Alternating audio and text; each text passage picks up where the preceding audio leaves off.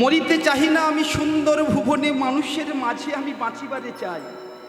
এই পৃথিবীতে সব থেকে ঘৃণ্য কোনো যদি বস্তু হয়ে থাকে সেটা আমরা মৃত্যুকে ঘৃণা করি। বাবা ভেবে দেখবেন একবার, বাবার বয়স হয়েছে ৮০ বৎসর। আপনাকে যদি বলি বাবা আপনার একদিনের পরমায়ু আমাকে দেবেন, আপনি দিতে রাজি হবেন? এমনকি মানুষ মৃত্যুর পরেও এই চোখ, নাক, কিডনি, হৃৎপিণ্ড মৃত্যুর পরেও দিতে রাজি না। কিছুদিন আগে আমার একজন মেসোমশাই মারা গিয়েছিলেন গাড়ি অ্যাক্সিডেন্টে, কিছুদিন পূর্বেই। তা উনি যখন মারা যায় কিছু সময় পূর্বে, তখন মরণাপন্ন, কিছু সময় পূর্বে কিছু ব্লাড ডোনার ক্যাম্প থেকে কিছু ডাক্তারবাবুরা আমার সঙ্গে একটু সাক্ষাৎ করতে এসেছিলেন। বলছে বাবা উনি তো চলেই যাবে, যদি উনার দুটো চোখ আর কিডনিটা যদি আপনারা একটু দিয়ে দিতেন তাহলে কিন্তু অন্য একজন মানুষ বাঁচত। আমি বললাম বাবা উনি আমার মেসোবাবু, আমার তো নিজের কেউ নয়, ওনাদের সঙ্গে একবার আলোচনা করি। ওনার বাড়িতে পরিবারে যখন আমি গিয়ে বললাম মাসিমা এটা কি কিছু করা যাবে, এরকম একটা সংস্থা থেকে এসেছে, চোখ বা কিডনি এগুলো ডোনেট করলে উনি মরে গিয়েও বেঁচে থাকবে, মানুষ তাতেও রাজি নয়। তাহলে আমরা সেই খাঁচাটা জেগে নিয়ে বসে আছি। কিছু সময় পূর্বে আমি যখন এই হরিবাসরে উপস্থিত হই, মায়েরা এই কথাটা একটু মন দিয়ে শুনবেন,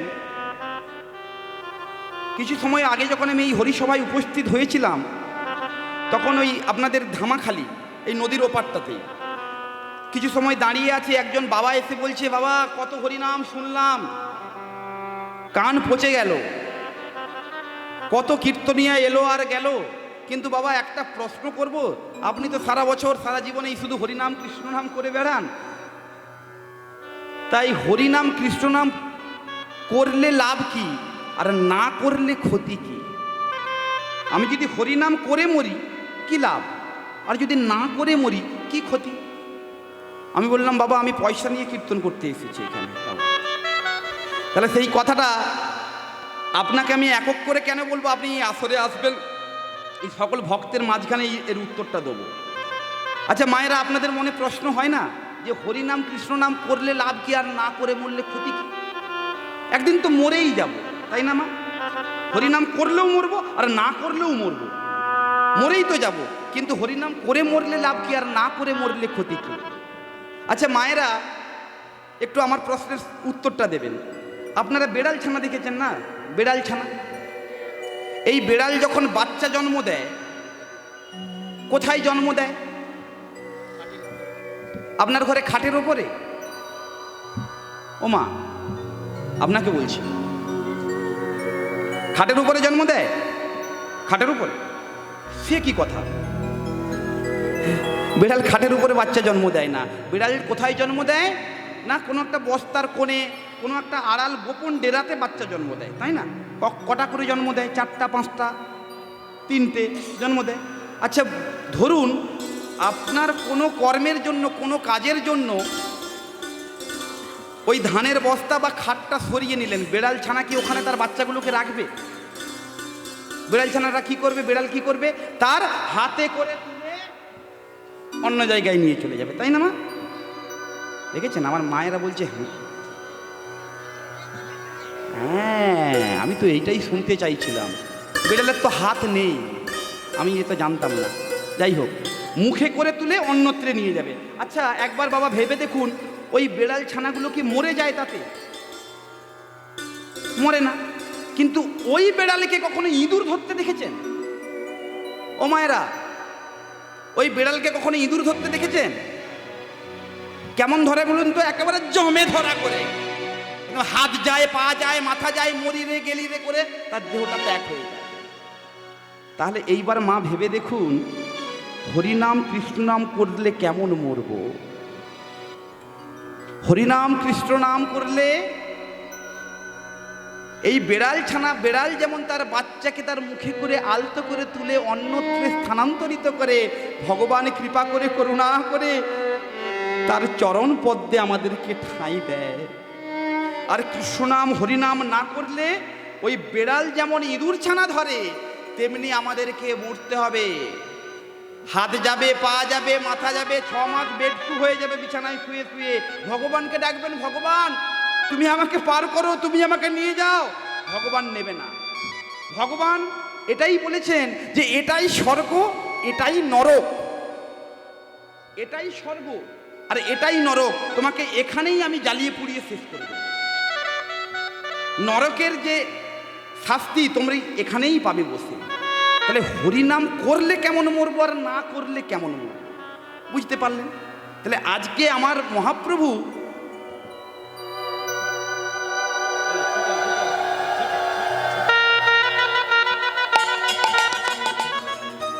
কিছু কিছু বিষয় আমাদের জানতে হয়। কৃষ্ণকে আমরা কিন্তু কেউ আগে চিনতাম না, চিনতাম?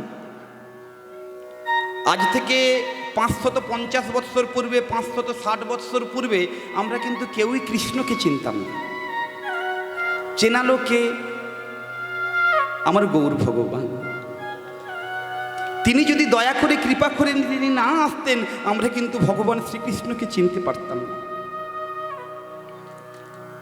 সেই কারণে আমাদেরকে যতটা বেশি সম্ভব আমাদের উচিত, যার জন্য আমাদের আশা, যার জন্য আমরা ভগবানকে চিনতে শিখলাম, তাকে একটু বেশি করে জানা, তাকে একটু বেশি করে চেনা। তাকে ফাঁকি দিয়ে, তাকে অবহেলা করে ভগবানকে পাওয়া যায় না।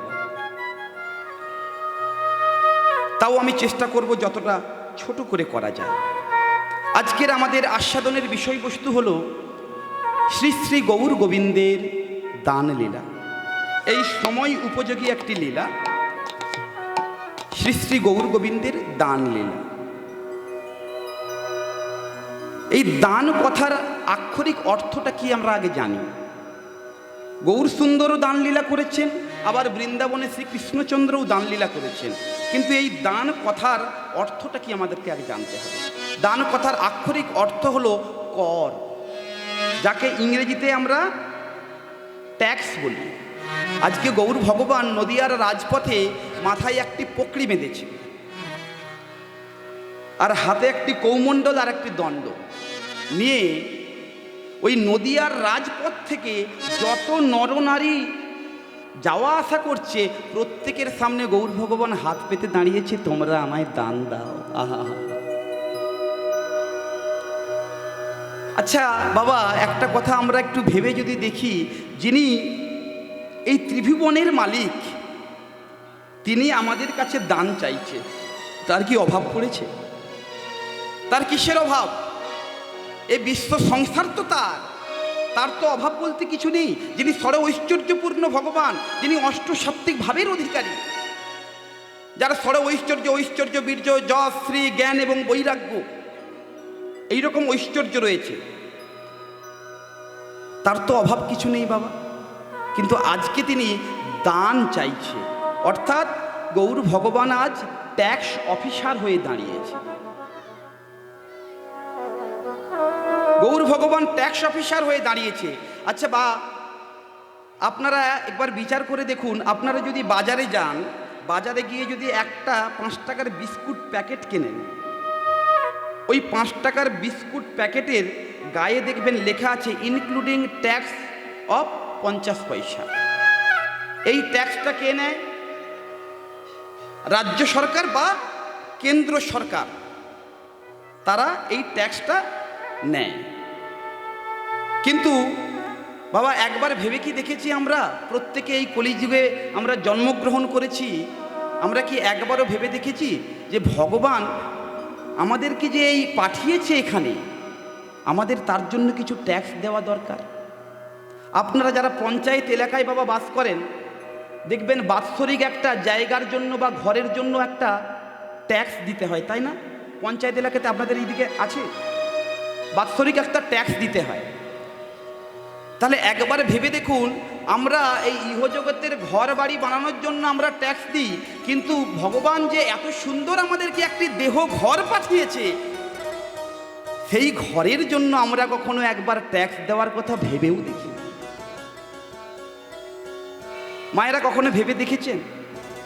কিন্তু এখনই আপনারা আমাকে প্রশ্ন করতেই পারেন যে এই ঘরের যেমন আমাদের যে গৃহ নির্মাণ হয় তাতে 5টা কুঠুরি থাকে, থাকার ঘর, তাতে ডাইনিং রুম, কিচেন রুম, এরকম করে আমাদের অনেকগুলো কোঠার সমন্বয়ে একটা ঘর তৈরি হয়। কিন্তু এই দেহটা যে ঘর, এটা আগে একটু প্রমাণ করা লাগবে, তাই না মা? সেটা তো আগে প্রমাণ করতে হবে, কিন্তু সেটা প্রমাণ করতে বাবা বেশি সময় লাগবে না। তার কারণ আজ থেকে কয়েক শত বছর পূর্বে বাংলাদেশের একজন বিখ্যাত কবি তিনি একটি গান রচনা করে গিয়েছিলেন। তার গানের মাধ্যমে তিনি বলেছেন, 8 কুঠুরি নয় দরজাটা,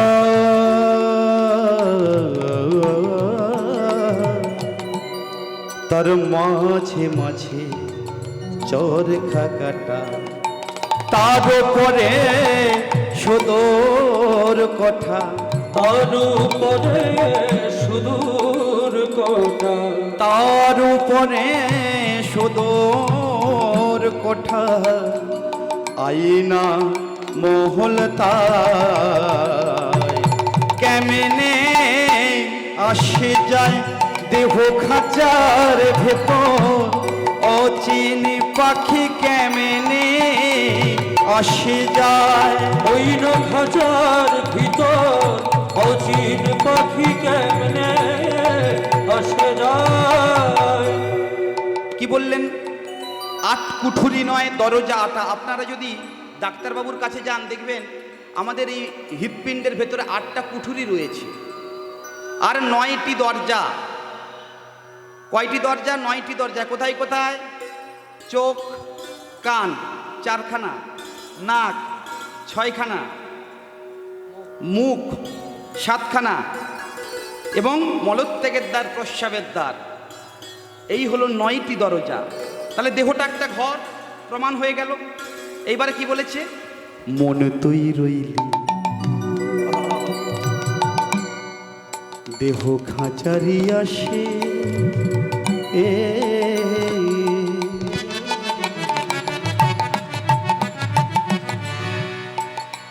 এই খাঁচা যেত পাকা বাসে। ভক্তমণ্ডলী, ভক্তিমতী মা, মরিতে চাহি না আমি সুন্দর ভুবনে, মানুষের মাঝে আমি বাঁচিবারে চাই। এই পৃথিবীতে সব থেকে ঘৃণ্য কোনো যদি বস্তু হয়ে থাকে সেটা আমরা মৃত্যুকে ঘৃণা করি। বাবা ভেবে দেখবেন একবার, বাবার বয়স হয়েছে 80 বৎসর। আপনাকে যদি বলি বাবা আপনার একদিনের পরমায়ু আমাকে দেবেন, আপনি দিতে রাজি হবেন? এমনকি মানুষ মৃত্যুর পরেও এই চোখ, নাক, কিডনি, হৃৎপিণ্ড মৃত্যুর পরেও দিতে রাজি না। কিছুদিন আগে আমার একজন মেসোমশাই মারা গিয়েছিলেন গাড়ি অ্যাক্সিডেন্টে, কিছুদিন পূর্বেই। তা উনি যখন মারা যায় কিছু সময় পূর্বে, তখন মরণাপন্ন, কিছু সময় পূর্বে কিছু ব্লাড ডোনার ক্যাম্প থেকে কিছু ডাক্তারবাবুরা আমার সঙ্গে একটু সাক্ষাৎ করতে এসেছিলেন। বলছে বাবা উনি তো চলেই যাবে, যদি উনার দুটো চোখ আর কিডনিটা যদি আপনারা একটু দিয়ে দিতেন তাহলে কিন্তু অন্য একজন মানুষ বাঁচত। আমি বললাম বাবা উনি আমার মেসোবাবু, আমার তো নিজের কেউ নয়, ওনাদের সঙ্গে একবার আলোচনা করি। ওনার বাড়িতে পরিবারে যখন আমি গিয়ে বললাম মাসিমা এটা কি কিছু করা যাবে, এরকম একটা সংস্থা থেকে এসেছে, চোখ বা কিডনি এগুলো ডোনেট করলে উনি মরে গিয়েও বেঁচে থাকবে, মানুষ তাতেও রাজি নয়। তাহলে আমরা সেই খাঁচাটা জেগে নিয়ে বসে আছি, কিন্তু সেই খাঁচাটা যে কখন ভেঙে পড়বে আমরা জানি না, কারণ এটা কাঁচা বাঁশের তৈরি। আপনারা জানেন মা, আপনাদের এই এলাকাতে কাঁচা বাঁশের ঘর তৈরি হয়। এই কাঁচা বাঁশের যদি ঘর তৈরি করতে হয় বাবা কি করতে হয় বলুন তো? সর্বপ্রথম সেটাকে আগে সিজিল করতে হয়, মানে জলে ডুবিয়ে রাখতে হয়, তাই না? কিছুদিন জলে ডুবিয়ে রাখতে হয়, তারপরে সেটাকে তোলে আলকাতারা লাগানো হয়, কোলতারা লাগানো হয়। তাহলে মা এই দেহ খাঁচাকে যদি আমাদেরকে ভালো রাখতে হয় কোন আলকাতারা লাগাবেন? হরিনামামৃত আলকাতারা লাগিয়ে দিন, এই জীবনটা তরে যাবে। সেই জন্য বলছি মন তুই রইলি খাঁচারি আসে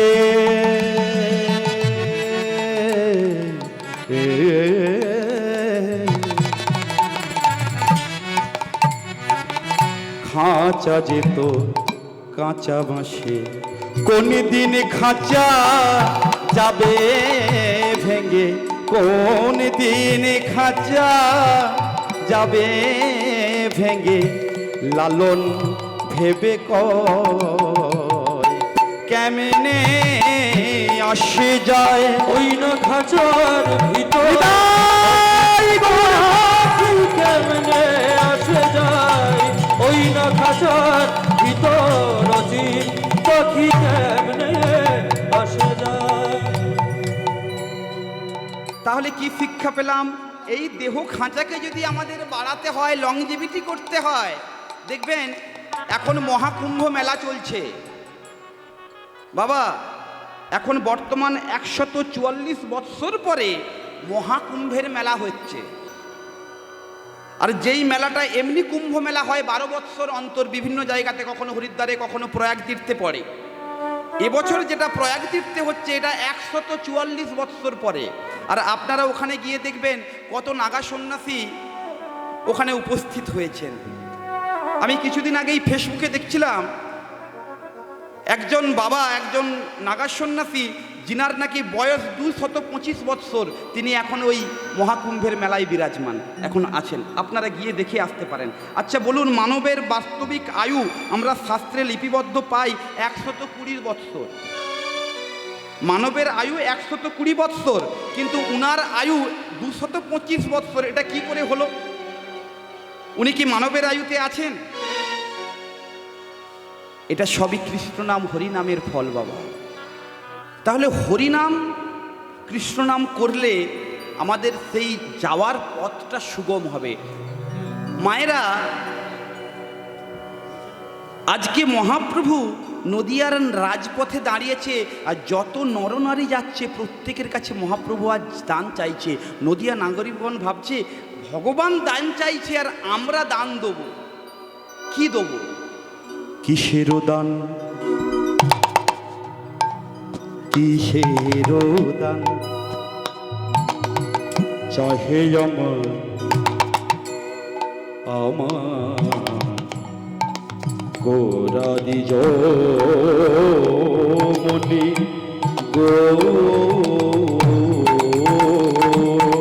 আহা কিসের দান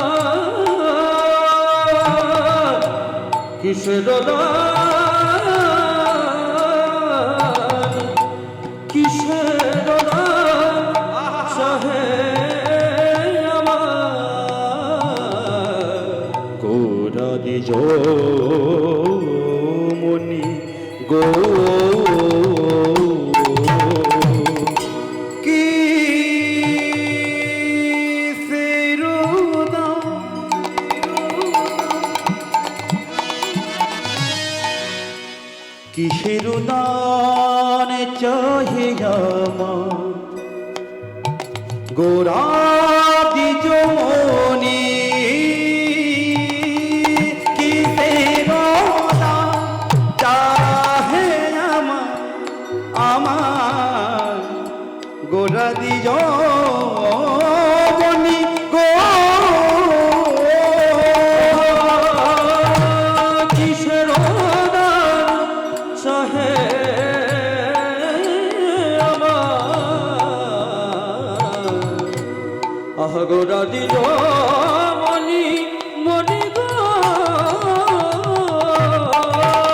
আহা বেত্র দিয়া আগুলিয়া রাখো এ তরুণী তরুণী বেত্র দিয়া আগলিয়া আহা রাখো এ তরুণী গো রাখো এ তরুণী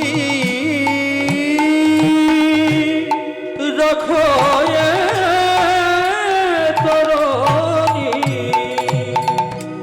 ভক্তমণ্ডলী, ভক্তিমতী মা পদাবলিতে পদকর্তা বাসুদেব ঘোষ বর্ণনা করলেন, কিসের দান চাহে আমার গোরা দ্বিজমণি। মহাপ্রভুকে আজ দ্বিজমণি বলা হয়েছে। মহাপ্রভু কবে থেকে দ্বিজমণি হলেন এটা আমরা আগে জেনে নিই। যেদিন দিগ্বিজয়ী পণ্ডিত কেশব কাশ্মীরি সারা ভারতবর্ষ দিগ্বিজয় করতে করতে যখন নবদ্বীপে এসে উপস্থিত হয়েছেন, তখন এই নদিয়া নবদ্বীপের টোলের পণ্ডিত, প্রধান পণ্ডিত হলেন নিমাই পণ্ডিত। মাত্র 16 বৎসর বয়সে কেশব কাশ্মীরিকে তর্কযুদ্ধে পরাজিত করে তিনি হয়েছিলেন গোরা দ্বিজমণি। তিনি পরাজয় বশ্যতা স্বীকার করেছিলেন মহাপ্রভুর কাছে। কেশব কাশ্মীরি যখন পরাজিত হয়েছেন, যার জিহ্বার অগ্রভাগে ছিলেন স্বয়ং মাতা সরস্বতী, তিনি মাতা সরস্বতীর কাছে কেঁদে কেঁদে কেঁদে ভাবেন, মা, সারাটা জীবন আমি তোমাকে সঙ্গে করে বিজয় লাভ করেছি, আজকে কিনা মাত্র এক সামান্য 16 বৎসরের বালকের কাছে আমি পরাজিত হলাম। এই সামনে কিছুদিন পরেই মা সরস্বতী পুজো। মাতা সরস্বতী সেদিনকার আবির্ভাব হয়ে কেশব কাশ্মীরিকে দর্শন দিয়ে বলছে, বাবা শোন, তুই তার কাছে পরাজিত হসনি, তুই যার কাছে পরাজিত হয়েছিস সে হলো এই কলির ভগবান, যে ছিল দাপর যুগে কৃষ্ণ অবতারে কৃষ্ণচন্দ্র, রাধা কৃষ্ণ এক আত্মা হয়ে কলিযুগে অবতার হয়েছে আমার গৌর। তুই ভগবানের কাছে পরাজিত হয়েছিস, তোর জীবন পার হয়ে গেল, তোর অহংকার চূর্ণ হলো। এইবারে যে কটা দিন বাজবি কৃষ্ণ নাম হরি নাম করে মহাপ্রভুর চরণে বিকিয়ে যা, নিতাই গৌর প্রেমানন্দে হরি। সেদিনকার কেশব কাশ্মীরি মহাপ্রভুকে নাম দিয়েছিলেন, প্রভু তুমি আজ থেকে দ্বিজমণি, ব্রাহ্মণদের মাথার মণি। তাহলে কিসের দান চাহে আমার গোরা দ্বিজমণি, বেত্র দিয়া আগুলিয়া রাখয়ে তরুণী।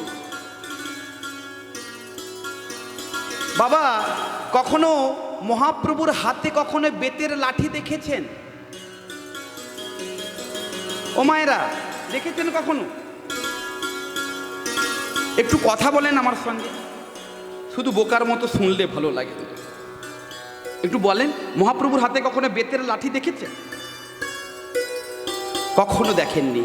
কারণ মহাপ্রভু দাপর যুগে প্রতিজ্ঞাবদ্ধ হয়েছিলেন। যখন কলিযুগে যখন মহাপ্রভু চপল গোপালকে উদ্ধার করলেন, চপল গোপালের একটা নাম দিয়েছিলেন, নতুন নাম, যে নামটি হলো দেবকী নন্দন দাস প্রভু। তিনি মহাপ্রভুর চরণে আশ্রয় নেওয়ার পরে তিনি একটা সুন্দর পদ রচনা করেছেন। মহাপ্রভু কেমনভাবে এসেছেন বা কেমনভাবে আসবেন তিনি পদ রচনা করেছেন। নাহি নাহি রে গৌরাঙ্গ বিনু, নাহি নাহি রে গৌরাঙ্গ বিনু, নাহি রে গৌরাঙ্গ বিনু, নাহি নাহি রে গৌরাঙ্গ বিনু, নাহি নাহি রে গৌরাঙ্গ বিনু, দয়ার ঠাকুর আর নাহি রে।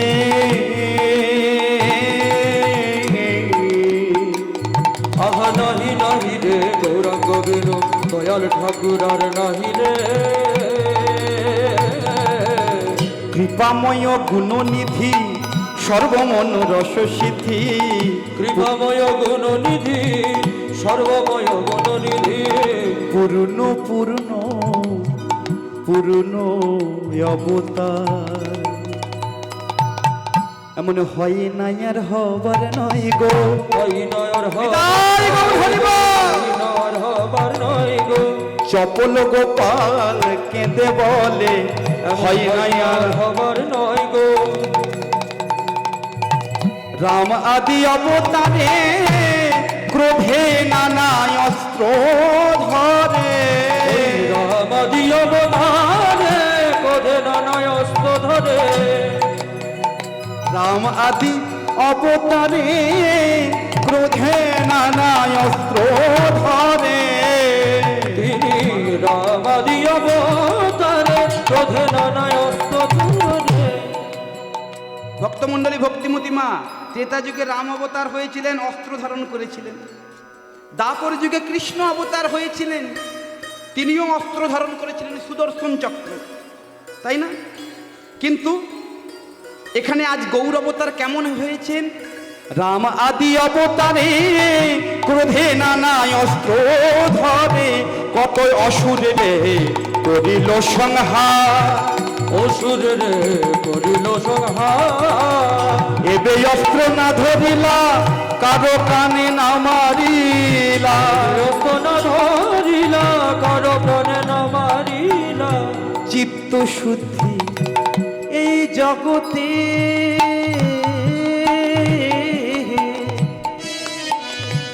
এই জগজীবের চিত্ত শুদ্ধি করালো সভাকার। আহা চিত্ত শুদ্ধি করিল গোগার। এমন হয় নাই আর হবার নাই গো, হয় নাই আর হবার নাই গো, হয় নাই আর হবার নাই গো। হয় নাই আর হবার নাই গো, চপল গোপাল কেঁদে বলে, হয় নাই আর হবার নাই গো। চপল গোপাল কেঁদে বলে, নিতাই গৌর হরি বলো। হয় আর হবার নাই গো, চাপাল গোপাল কেঁদে বলে, হয় নাই আর হবার নাই গো। তাহলে এই যুগে মহাপ্রভুর হাতে কেউ কখনো অস্ত্র দেখেননি, কোনো লাঠি দেখেননি, কিন্তু পদকর্তা কি তাহলে ভুল লিখলেন যে বেত্র দিয়া আগুলিয়া রাখো এ তরণিয়া? মহাপ্রভু কি এরকম করেছিলেন? একটা বেতের লাঠি নেই নাম বল আগে, এরকম বলেছিলেন? এরকম তো করেনি। তাহলে বেত্র দিয়াটা কি? কোন বেতের লাঠি?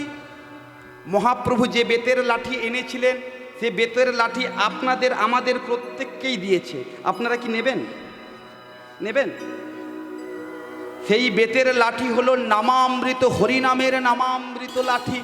এই হরিনামের নামামৃত লাঠি দিয়ে কিবা উঁচু কিবা নিচু, হাঁড়ি মুচি ডোম চণ্ডাল কেওড়া কাউকে বাদ রাখেননি। তিনি অকাতরে সকলকে নাম বিলিয়েছেন। সেই নাম কি আমরা বলতে পারবো?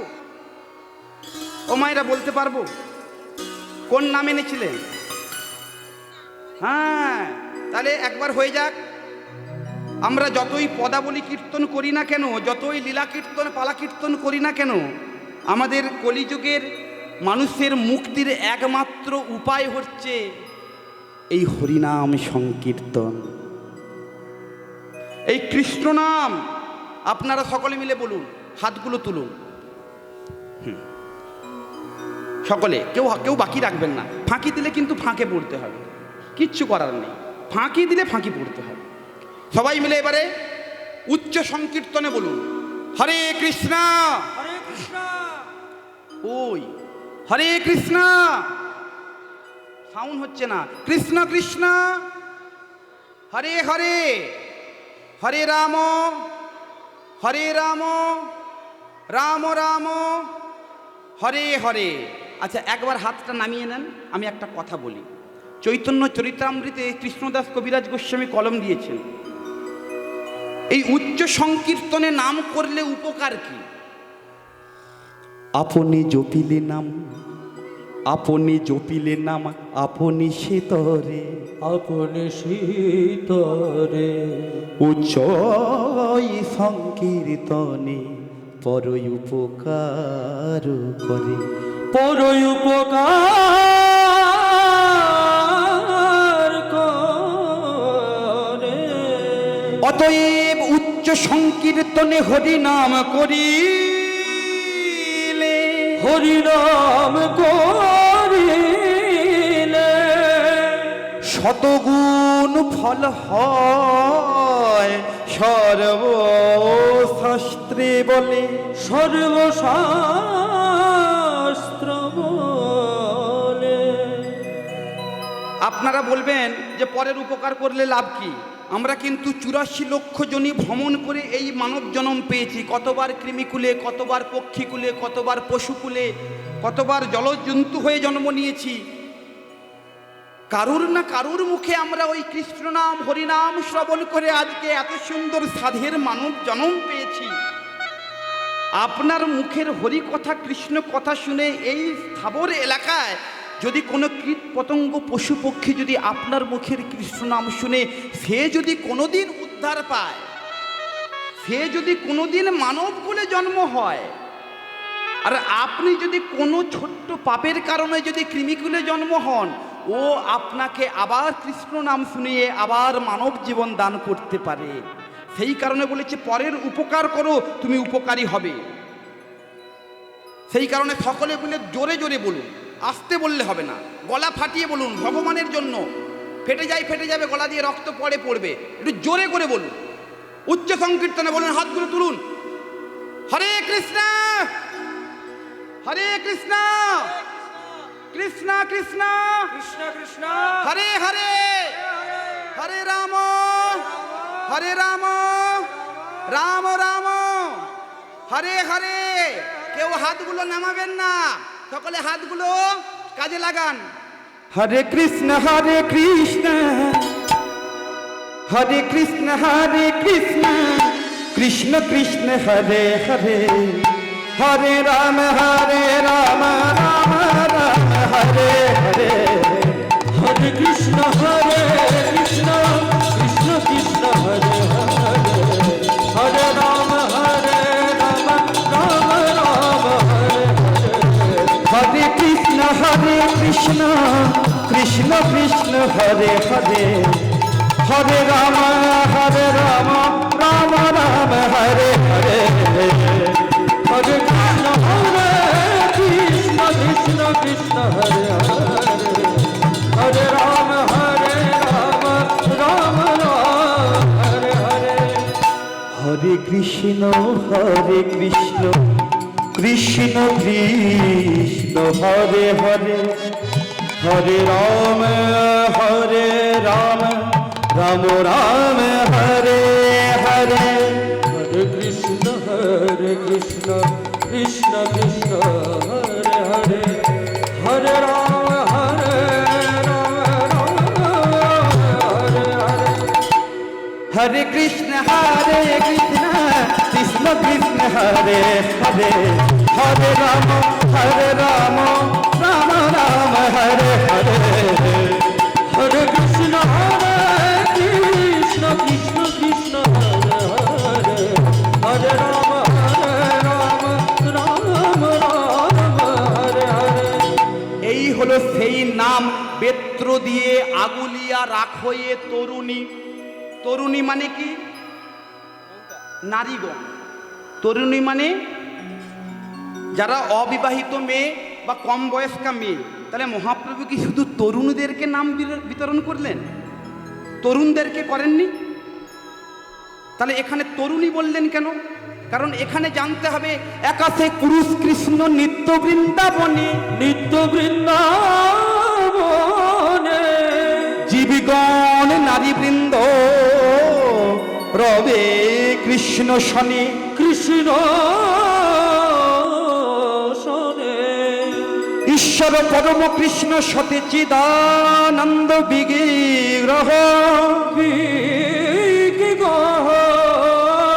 অনাদির আদি গোবিন্দ সর্ব কারণের কারণম, সর্বকারণের কারণ।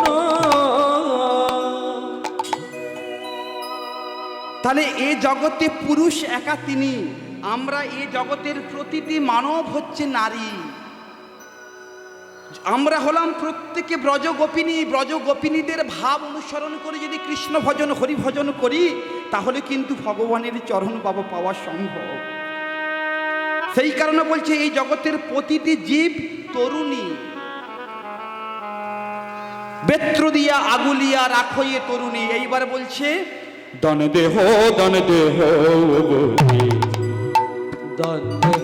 দান দেহ, আমার আমার গোর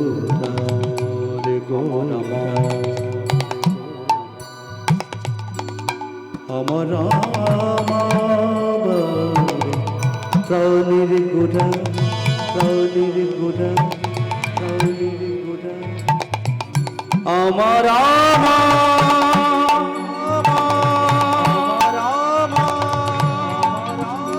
রসরাজ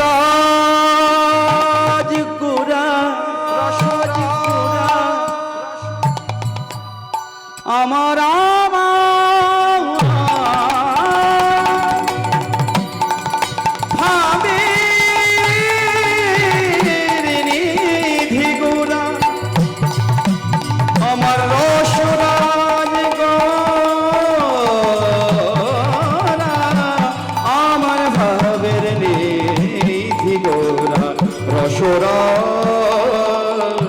ভাবের নিধি গোরা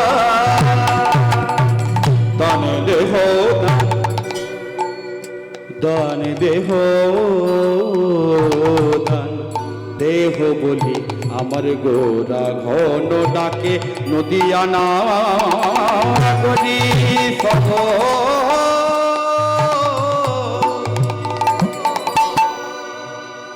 তার বিপাকে পড়িল তার বিপাকে পড়িল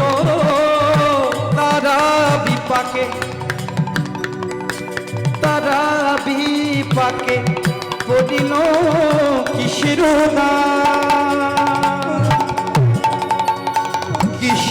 দান যাহে গোরা বিপাকে পড়িল দিয়া গুলিয়া রাখো এ তরুণী গো রাখো এ তরুণী কৃষ্ণ তাকে আমি সাধিয়াছি সে ভব পুরাণ মনে বাসু ঘষে গা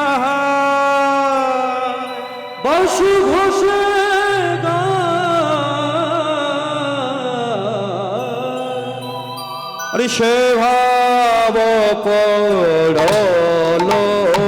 মনে বাসু ঘষে গায় রে সে ভাব পড়ল মনে বাসু ঘষে গাওয়ায় রে সে ভাব দেনাকে দেনে নাক দেনে দেনাগর গুড়দা দেনাকে দেনে নাক দেনে দেনাগর গুড়দা দেনাকে দেনে নাক দেনে দেনাগর গুড়দা দেনাকে যাও দা দেনাকে যাও দা দিন তন্ত্র কর দেনা দাগিত্র কর দেনা দাগিত্র কর ধা দাগিত্র কর ধা দাগিত্র কর তাক তাকে দেনে কে টেক টেক তাকে দেনে দাই টি টি টি টি টি টি ধি ধি ধি ধি দেনা দেনা দেনা দেনা ধি ধি ধি ধি দা তাক দাগিত্র কর ধা দাগিত্র কর ধা দাগিত্র কর ভাব পড়িল মনে আশু ঘোষে গায়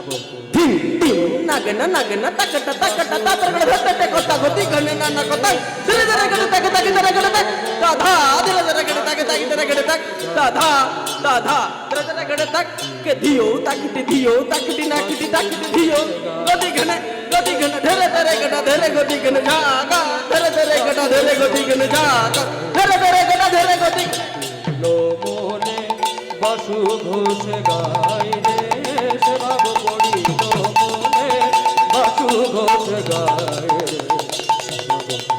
lo mone basu ghose gaay re se bab podi lo mone basu ghose gaay basu ghose gaay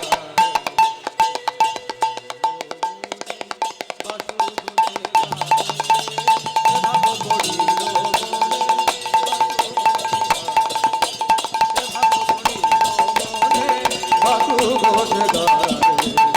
ভাব করি নিতাই গৌর প্রেমানন্দে হরি বল। ভাব করি মনে বাসু ঘোষে গায় রে মনে বাসু ঘোষে গায়।